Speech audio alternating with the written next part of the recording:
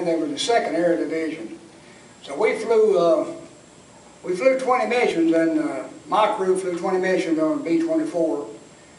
And then I think it was in August, I believe August 44, we transitioned to B-17s. They brought in these dudes, you know, we'd always heard about the B-17. They got all the print, what a beautiful airplane it was, how easy it was to fly, and all of that is true. But the pilot and the co-pilot and the flight engineer had to relearn a few things.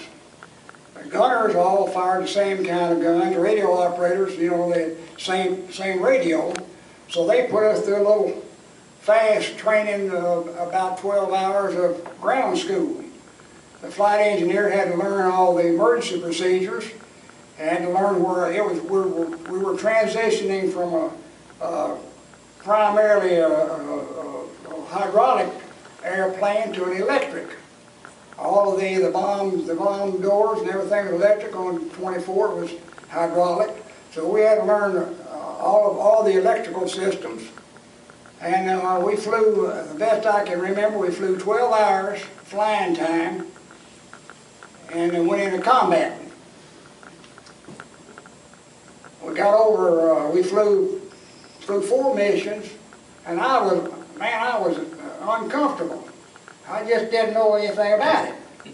I knew how to crank the wheels down. I knew how to crank the bomb bay doors open and close. I knew that. I knew where all the fuses were located. And my top turret was on a B-24. You know, it was Emerson, and on the B-17 it was give me a little help here, fellas. On a B-17 it was Sperry turret. You had to stand in it. Well, we had a good seat on a B-24. You sat down, you was comfortable. We flew a mission to Lubitschov in Germany, and boy, they hammered us good. We lost 2 engines going over the target, number 3 and number 4 engine. An 88 went right through the main fuel cell on number 4 engine, and the fuel come out of there in less than a minute, just sucked it out. The waste gunner called and said, "We're on fire." I said, "Number 4 engine's on fire." I could smell the fuel. I was in the top turret. I could smell that fuel, the wind whipping it back up my way. But the pilot said, "Go back to where you can get a look at it." I said, "I can look at it right here. I can see where it went through the wing." I said, "We got to hit it." It went on up about 1,000 feet and exploded. What kept us from catching on fire, and the good Lord was with us.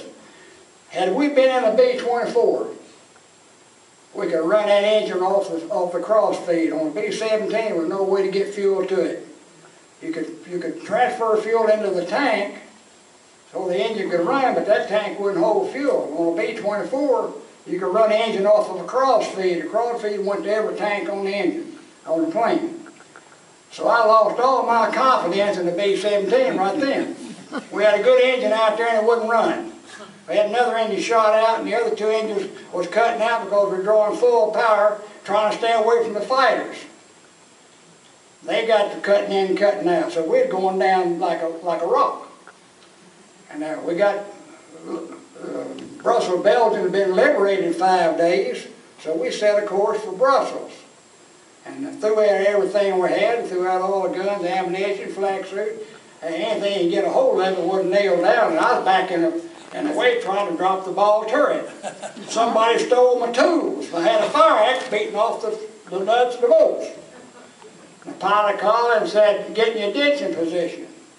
Well, I ran up in the radio room, laid down, and about that time we hit the ground, blam. I thought, well, we're down, I'm getting ready to get up, and blam, we hit it again. The desk flew, you know, and I said, "Boy, they can say all they want to about this B-17, I don't want no part of it."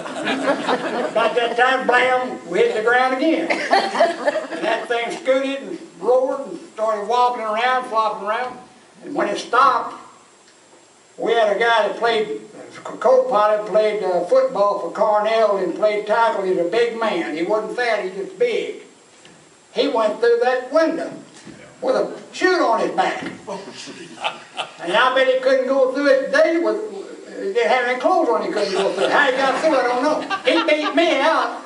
I went out that ways like a rabbit, and I stand out there looking at this thing like a young bull looking at a new gate, you know. And he's out there on the ground. I said, how'd you get out? I said, I went through that window. It's called motivation.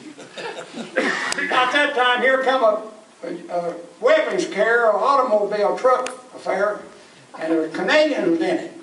We almost went to the base. We were going to land in the base of Brussels, but the C-47 had taken off, and they wouldn't let. I heard all this later on. They wouldn't let us land because they were taking off. And they said, boys, you'd have to go around. And the co-pilot said, go around. He said, man, come hell or high water, we're going to land this thing right now. We can't go around. We had the gear down.